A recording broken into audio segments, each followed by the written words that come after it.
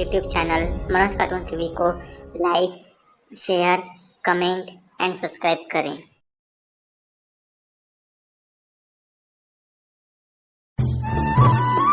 यह कहानी है पाकिस्तान के सुल्तानपुर गांव की। सुल्तानपुर गांव में रफ़ीक का पूरा परिवार रहता था। रफ़ीक बकरा बेचने का काम करता था। ईद नज़दीक थी, लेकिन रफ़ीक के पास कोई काम न होने के कारण वह ईद कैसे मनाए उसके बारे में सोचता है। एक दिन की बात है। अरे रुखसाना, अब तो ईद भी नज़दीक आ गई है और हमारे पास इतने पैसे नहीं हैं कि हम ईद मना सके। लगभग ईद को भी 6 दिन बचे हैं। अब ऐसे में हम क्या करेंगे? हमारे पास सिर्फ बकरे की 2 जोड़ी है, लेकिन वह भी बाजार में बिक नहीं पा रही है। अब तुम ही बताओ, अब कैसे हम ईद मनाएंगे और बच्चों लोगों को कपड़े कहाँ से ला कर देंगे? सुनो जी, आप परेशान मत हो। अल्लाह हम सबकी सुनता है। इस बार भी हम गरीबों की जरूर सुनेगा। हे अल्लाह, हम गरीबों की तू सुन ले। हम गरीब लोग ईद मनाना चाहते हैं, लेकिन हमारे पास एक भी रुपया नहीं है। हे अल्लाह, तू हमारी जरूर मदद कर। अरे रुखसाना, तुम क्यों अल्लाह को दोष देती हो? लगता है हमारी किस्मत ही ऐसी है। ना हमारी मदद ना अल्लाह कर सकता है, ना ही कोई नेक बंदा कर सकता है। अब तो हमारी ईद ऐसी ही मनेगी बिना पैसों के।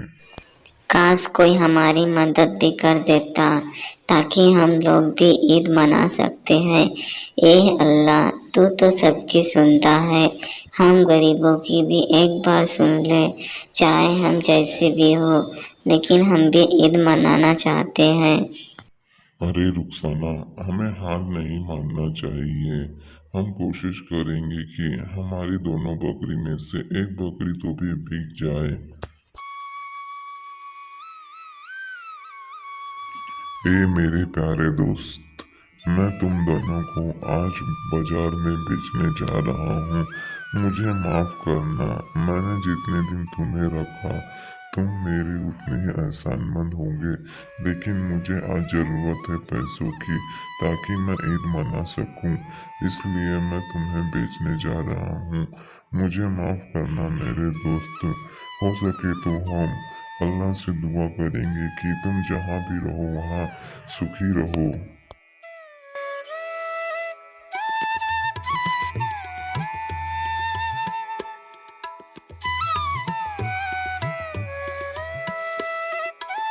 बकरी ले लो, बकरी की जोड़ी ले लो भाई साहब, बकरी की जोड़ी ले लो, अच्छी है।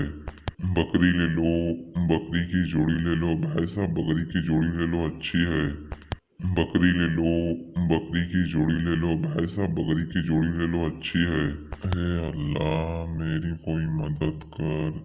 मैं कितनी देर से इस धूप में खड़ा हूँ, लेकिन मेरी एक भी बकरियां नहीं बिकी है। लगता है कि आज भी मुझे ऐसे ही खाली हाथ जाना पड़ेगा। अरे भाई साहब, तुम्हारी बकरियां तो बहुत ही अच्छी और सुंदर है। तुम इन्हें क्यों बेच रहे हो? क्या करूं भाईजान, मेरे घर में खाने को पैसे नहीं है और ईद भी बहुत नज़दीक है, इसलिए मुझे यह बकरियां जबरन बेचनी पड़ रही है। क्या आप यह बकरी खरीद लोगे क्या? भाईजान, मुझ पर बहुत ही बड़ा आपका एहसान होगा, क्योंकि मुझे पैसों की बहुत ज़रूरत है। अभी मेरे पास एक भी पैसे नहीं हो। आप इसे कृपया खरीद लो ना। क्या करूं भाई साहब, मैं तो खरीद ही लेता, लेकिन मुझे घर पर रखने की इजाज़त नहीं है, तो मैं इसे खरीद कर क्या करूँगा। लेकिन मैं वादा करता हूँ भाई साहब, अगर मुझे ऐसा कोई बकरी खरीदने वाला मिलेगा तो मैं तुरंत ही तुम्हारे पास ला दूँगा। शुक्रिया भाईजान, आपने मुझे विश्वास तो भी दिलाया है। नहीं तो आजकल कोई भी मदद करने को नहीं आता।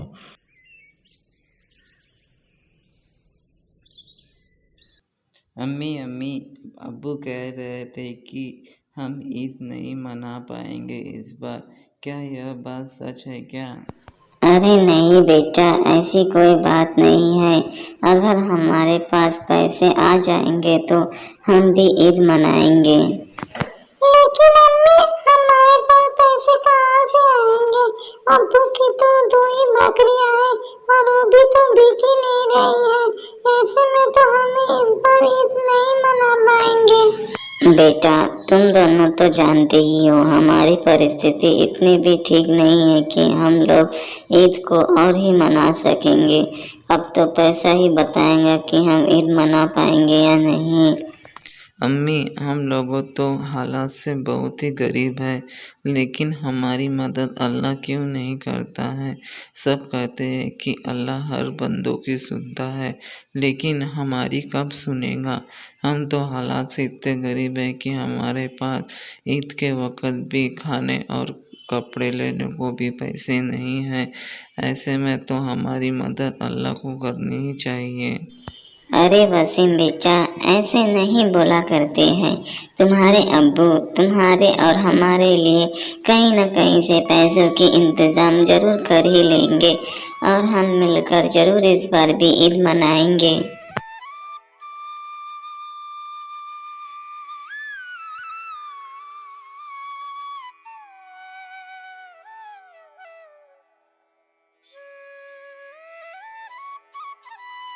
अल्ले लतीफ़ भाईजान, तुम्हें तो इतने दिन हो गए इन बकरियों के पीछे चलते चलते, ना तुमने अभी तक एक भी बकरी बेची है और ना ही तुमने कोई पैसे का इंतजाम किया है।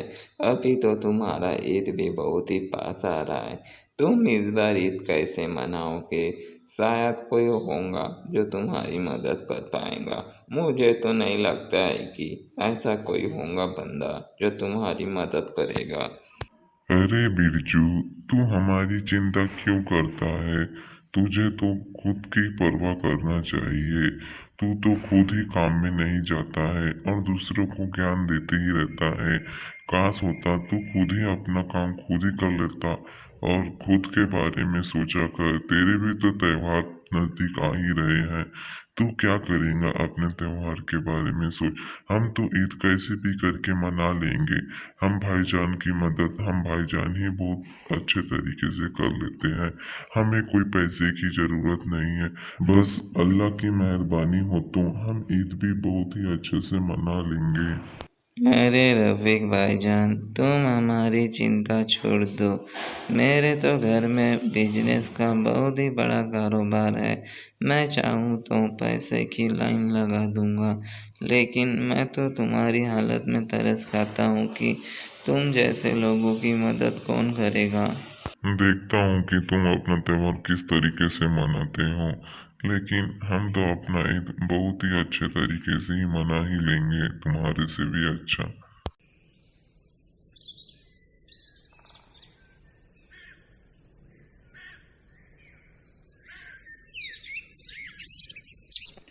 क्या हुआ वसीम के अब्बू? क्या तुमने आज भी कोई बकरी नहीं बेची है क्या? ऐसे में हम कैसे करेंगे? हमारे पास तो खर्चे के लिए भी एक भी पैसे नहीं बचे हैं। अरे रुखसाना, तुम पैसे की चिंता क्यों करती हो? अभी तो ईद को पूरे 5 दिन बचे हुए हैं। हम कहते हैं ना, 5 दिन में कोई ना कोई हमारी बकरी को तो खरीद ही लेगा। तब तक तुम थोड़ा इंतजार ही करो। अरे वसीम के अब्बू, इंतजार करते करते 5 दिन से ज्यादा ही हो जाएंगे, लेकिन हमारी कोई भी मदद नहीं करेगा। हमारी तो अल्लाह भी मदद नहीं करेगा। हम ऐसे में कैसे ईद मनाएंगे? और बच्चों की भी जिद है कि हम ईद मनाए करके। अब देखो ना, अब तो पैसे भी नहीं है और ना ही बच्चों के ईद मनाने के लिए कोई त्योहार के रस्म भी नहीं है। अरे रुखसाना, हमने कहा ना हम ईद मनाएंगे। तुम देखना, मैं पैसों का इंतजाम कहीं ना कहीं से कर ही लूंगा।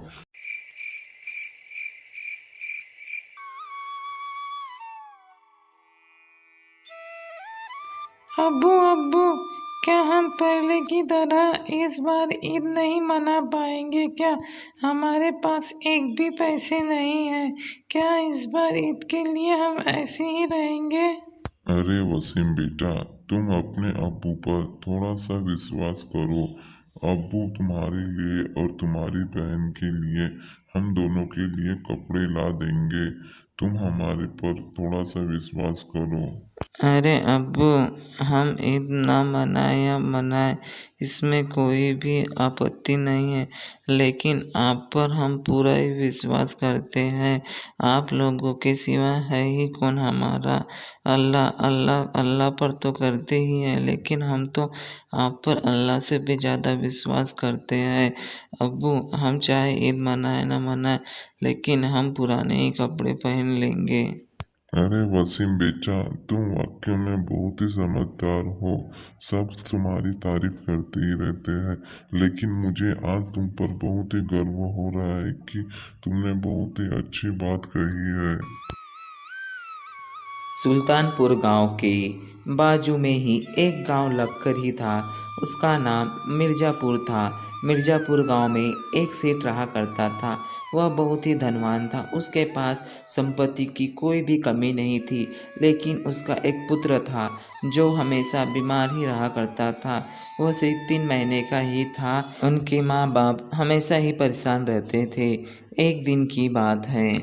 ए जी, सुनते हो क्या? हमारी जो चाची बगल वाले गांव में रहती है, उन्होंने बताया है कि उनके गांव में एक तांत्रिक रहते हैं जो हर एक लोगों की सहायता करते हैं। वो हमारे बच्चे की भी कोई मदद कर सकेगा। हम इसीलिए उनके पास जाना चाहते हैं। हम तुमसे आज्ञा लेते हैं कि हमें वहां जाने की अनुमति दें। अरे संतोष, तुम्हें तो पता है ना, मुझे कभी भी बाबा और तांत्रिक पर भरोसा नहीं होता है, लेकिन तुम जिद कर रही हो तो तुम्हें मैं अनुमति दे रहा हूँ कि लेकिन तुम बाबा से दूर ही रहना। सुनो जी, तुम्हें तो मालूम है ना, मैं अपने बच्चे से कितना प्यार करती हूँ। मैं खुद से भी ज्यादा अपने बच्चे को प्यार करती हूँ। मैं नहीं चाहती कि मेरे बच्चा ऐसा ही रहे, इसलिए मैं बाबा के पास जाना चाहती हूँ।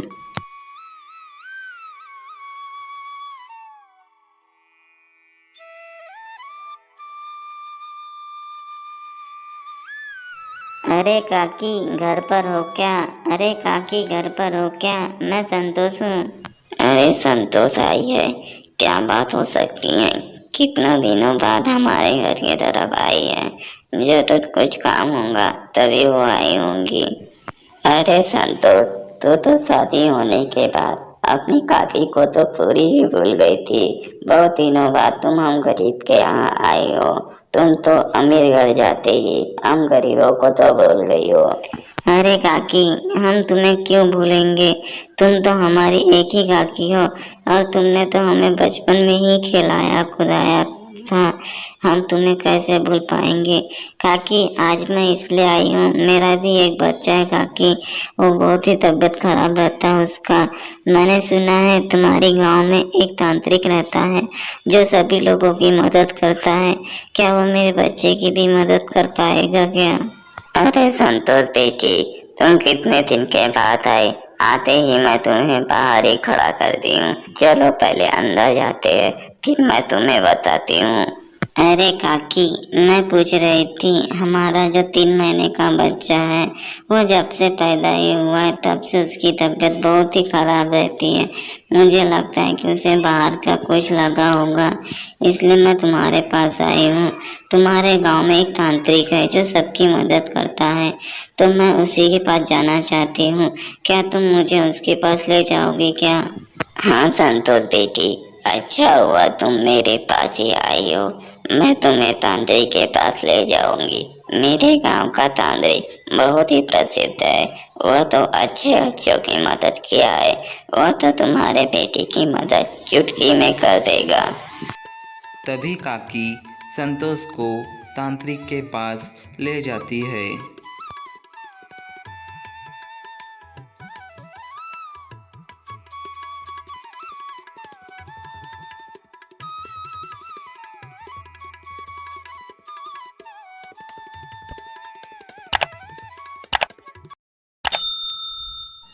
अरे संतोष देख, ये वही तांत्रिक है जो अच्छों की मदद करता है। मुझे यकीन है कि वो तेरे बेटे की भी मदद करेगा। चलो हम जाके उससे पूछते हैं। प्रणाम तांत्रिक बाबा, मैं मिर्जापुर गांव से आई हूँ। मेरा एक 3 महीने का संतान है। उसकी तबीयत बहुत ही खराब रहती है। जब से वह पैदा हुआ है तब से वह उसकी तबीयत बहुत ही खराब रहती है। मैंने कई डॉक्टरों को दिखाया लेकिन डॉक्टरों ने कोई जवाब नहीं दिया है। इसलिए मैं आज तुम्हारे पास आई हूँ। बाबा मेरी मदद कर देना, मेरे बच्चे को ठीक कर देना बाबा। तुम जो कहोगे मैं वो दूंगी तुमको। अरे बेटी, तुम सही जगह आई हो। मैं तुम्हारे बेटे को ठीक कर दूंगा। तुम चाहे जो भी परेशानी होगी तुम मुझे बता सकते हो। मेरे पास हर एक परेशानी का सुझाव है। मैं तुम्हारे परिवार के लिए भी कुछ दवा गोटी भी दे दूंगा। लेकिन बेटी, मैं बाबा हूँ तो मैं सिर्फ 2 बकरे की बलि लेता हूँ, वो भी जुड़वा बकरों की। क्या तुम मेरे लिए बकरों की बलि दोगी? तभी मैं तुम्हारे आगे का काम करूँगा। बाबा तुम उनकी चिंता मत करो। तुम जो बोलोगे वो हम तुम्हें ला देंगे। बस हमारा काम पूरा हो जाना चाहिए। बाबा मेरा बेटा ठीक हो जाना चाहिए। मैं अपने बेटे के लिए 2 बकरे की बलि जरूर दूंगी। बाबा मैं अपने पति से कहकर 2 बकरे मंगवा लूंगी और तुम उनका बलि दे देना।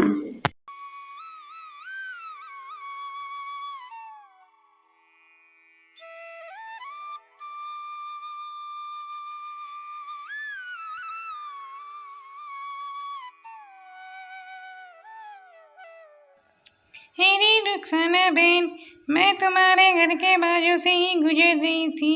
मेरा ख्याल आया कि तुम भी मेरे साथ मार्केट चलोगी। ईद का सामान लाना है ना? क्या तुम मेरे साथ चलोगी क्या? तुम्हें भी तो सामान लेना है ना? अरे नहीं नगमा बहन, तुम्हें तो पता है ना हमारी गरीबी कितनी गरीबी तरह से है। हमारे पास ना ही खाने के पैसे हैं, इसलिए हम अभी सामान लेने नहीं जा सकते। इनके अब्बू तो सिर्फ 2 बकरे के सिवा कुछ भी नहीं इनके पास। अब ऐसे हालत में हम क्या करें? अरे रुखसाना बहन, इसमें पैसे की क्या बात है? मैं भी तुम्हारी पड़ोसन ही हूँ। अब पड़ोसन पड़ोसन के काम नहीं आएंगी तो काय के काम आएंगी? तुम मेरे से उधारी ले लेना।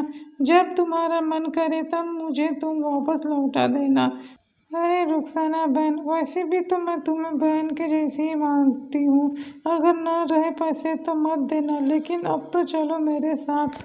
तुम्हें तो पता है ना नगमा बहन, मैं किसी से भी उधारी लेने से पहले मैं अपने शौहर से पूछती हूँ। इसलिए मैं तुम्हारे से उधार लेने से पहले मैं अपने शौहर से एक बार पूछ लूँगी, तभी मैं तुमसे उधारी लूँगी।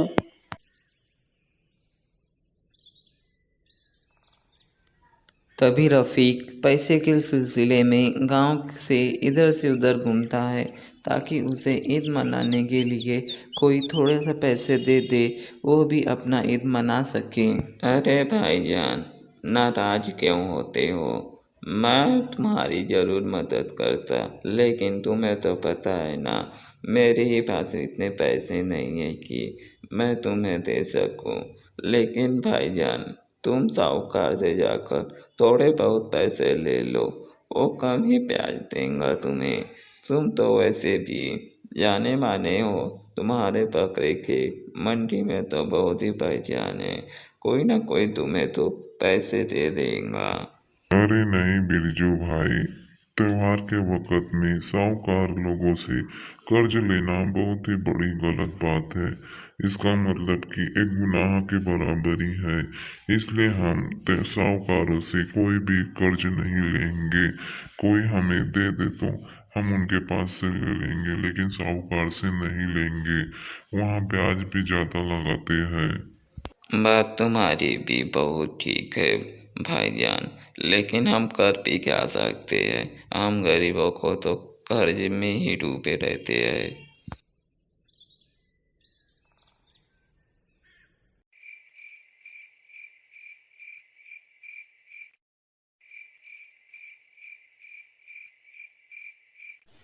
अजी सुनते हो, मैं आज काकी के साथ तांत्रिक बाबा के पास गई थी। तांत्रिक बाबा से मैंने बात की।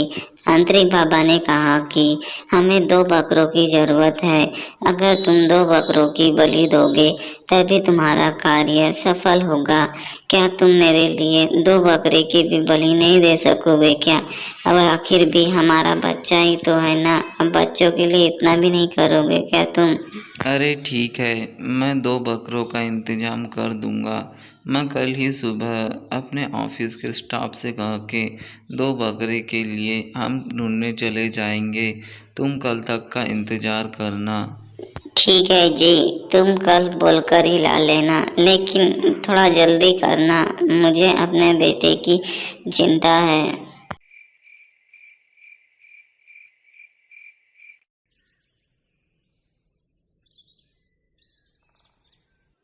अरे साहेब, क्या हुआ? तुमने मुझे ऑफिस में क्यों बुलाया? मैंने क्या कोई गलती की है क्या? अरे नहीं रमेश, तुमने कोई गलती नहीं की है। मैंने तुम्हें कुछ काम के लिए ही बुलाया था। मुझे ना 2 बकरों की ज़रूरत है। क्या तुम्हारे गांव में बकरे मिल जाएंगे क्या? अरे नहीं साहब, मेरे घर के पास तो नहीं मिलेगा, लेकिन मुझे बकरों के बाजार के बारे में पता है। वहाँ एक से एक बकरे आते हैं। क्या तुम मेरे साथ चलोगे क्या साहब? मैं तुम्हें वो बकरे की बाजार दिखा दूंगा।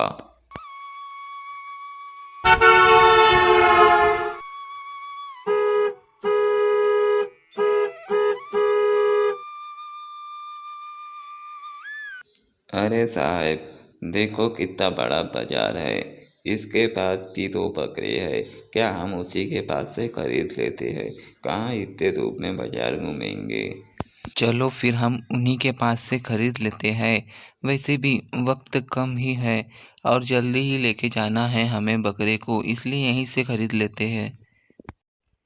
अरे भाई साहब, बकरी की जोड़ी है, बहुत ही अच्छी जोड़ी है, नई नई जोड़ी है, ले लो। आप बहुत ही फायदे में रहोगे। ये बकरी की जोड़ी ऐसी तुम्हें पूरे बाजार में भी नहीं मिलेंगी। ऐसे बकरी की जोड़ी मेरे पास ही मिलती है, तुम ले लो भाई साहब। अरे भाईजान, तुम चिंता मत करो, तुम्हारे बकरे की पूरी सी पूरी तुम्हें दाम मिलेगी, ताकि तुम अपने पैसों से भी कुछ काम कर सको। मैं तुम्हें तुम्हारे दोनों बकरे को खरीदना चाहता हूँ। तुम उसका दाम बताकर मुझे ये दोनों बकरे सौंप दो। यह लो पैसे तुम्हारे, और यह बकरे आज से मेरे हो गए हैं। मैं इन्हें अपने साथ ले जा रहा हूँ। अरे भाई साहब, तुम दोनों ने मेरे बकरे खरीद कर मुझ पर बहुत ही बड़ा एहसान किया है। मैं आप लोगों का एहसान जिंदगी भर नहीं भूलूंगा, क्योंकि मेरी ईद नज़दीक आ गई है और मेरे पास एक भी पैसे नहीं थे, और मैंने इस पैसे के कारण अपने दोनों बकरे को इस बाजार में बेचने लाया था, लेकिन अभी तक मेरे बकरे नहीं बिके थे। आप पहले ही इंसान हो जिसने मेरे दोनों बकरे को एक साथ खरीदा है। मैं आपका बहुत ही शुक्रिया अदा करता हूँ। अरे नहीं भाईजान, हमें तो आपका शुक्रिया अदा करना चाहिए। आपने हमें कम कीमत पर भी बकरियां दी और हमें आपके पास से बकरी खरीदने में कम समय लगा है। हमें तो अर्जेंट में ही चाहिए था, लेकिन आपने हमें अर्जेंट में यह 2 बकरी देकर आपने हम पर बहुत ही बड़ा एहसान किया है। हम आपका एहसान कभी नहीं भूलेंगे। शुक्रिया। अरे रमेश, तुम हमारी बात सुनो। तुम तो कार पर अभी आ नहीं सकते, क्योंकि तुम्हारे साथ दोनों बकरे हैं। तुम एक काम करो, कोई गाड़ी लगाकर हमारे घर तक ये बकरे को पहुंचा दो। अरे साहेब, तुम टेंशन मत लो। मैं ये दोनों बकरी को सही सलामत आपके घर तक पहुंचा दूंगा। आप चले जाओ।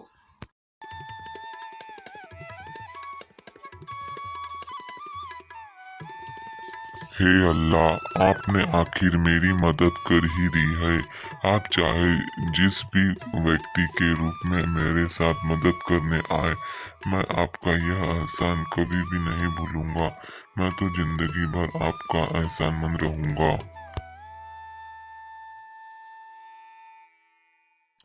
अरे रुखसाना, तुम्हें पता है क्या, आज मैं बहुत ही खुश हूँ। मेरे दोनों बकरे बिक गए हैं और मुझे एक नेकी फरिश्ते ने बहुत ही अच्छा दाम दिया है मेरे दोनों बकरे के। अरे हाँ वसीम के अब्बू, ये तो आपने बहुत ही अच्छी खबर सुनाई है। अब तो हम ईद मना ही लेंगे और बच्चों के लिए नए नए कपड़े भी ले लेंगे। हाँ रुखसाना, तुम सही बात कह रही हो, लेकिन भला हो उस इंसान का जिसने हमें इतने बड़े मौके पर हमारी मदद की है। उसने हमारे बकरी को खरीद कर हम पर बहुत ही बड़ा एहसान किया हो। ऐसा लगता है कि उसे अल्लाह ने ही भेजा होगा। चलो वसीम के अब्बू, अब रात भी बहुत हो चुकी है, तुम हाथ पैर धोकर आ जाओ। मैं तुम्हारे लिए खाना लगा लेती हूँ। आज मैंने तुम्हारे लिए बहुत ही अच्छा खाना बनाया है। तुम इसे खाकर सारी बातें भूल जाओगे जो हमारे दुख में हमारे साथ थी।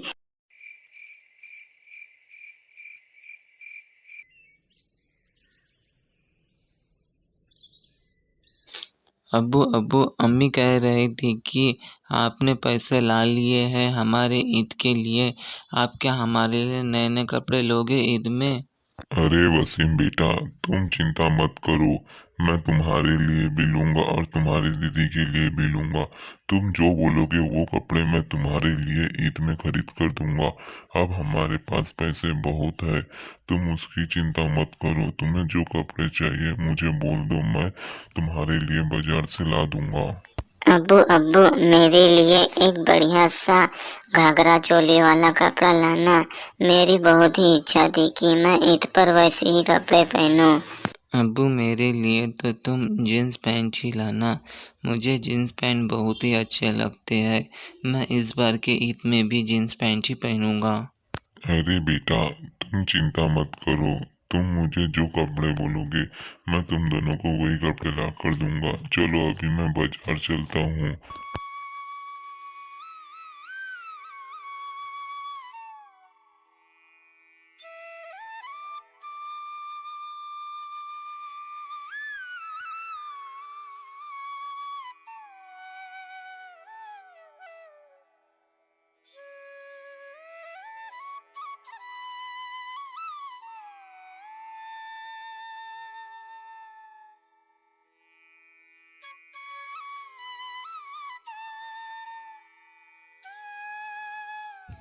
अरे भाईजान, तुम तो बड़े खुश नजर आ रहे हो।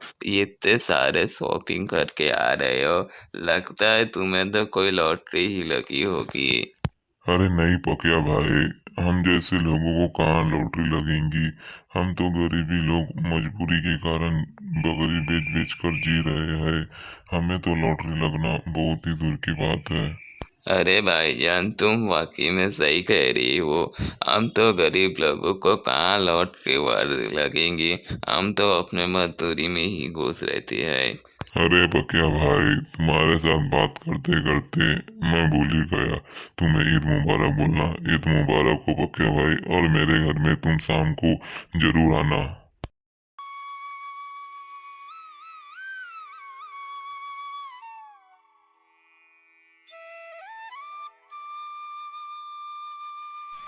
अरे वसीम के अब्बू, आपने तो बहुत ही शॉपिंग करके लाई है। लगता है सबके लिए कपड़े लाए होंगे। आप खुद के लिए भी तो लाए होंगे ना। अरे हाँ रुखसास, मैंने बच्चों और तुम्हारे और मेरे लिए भी खरीद लिया हूँ। अगर तुम्हें यकीन नहीं हो रहा तो तुम थैला चेक कर सकते हो। अरे वसीम के अब्बू, रहने दो, मुझे तुम पर पूरा भरोसा है। तुमने भी अपने लिए कुछ न कुछ जरूर लाया होगा, लेकिन मैं बातों बातों पर भूल गई हूँ। अरे तुमने सभी को तो बुलाया ना ईद पर, या फिर कोई छूट तो नहीं गया है ना। अरे रुखसास, तुम चिंता क्यों करती हो। मैं बाजार से आते आते मैंने सभी दोस्तों और तुम्हारे आजू बाजू वाले पड़ोसी को सभी को बता दिया है कि कल ईद पर हमारे यहाँ जरूर आना।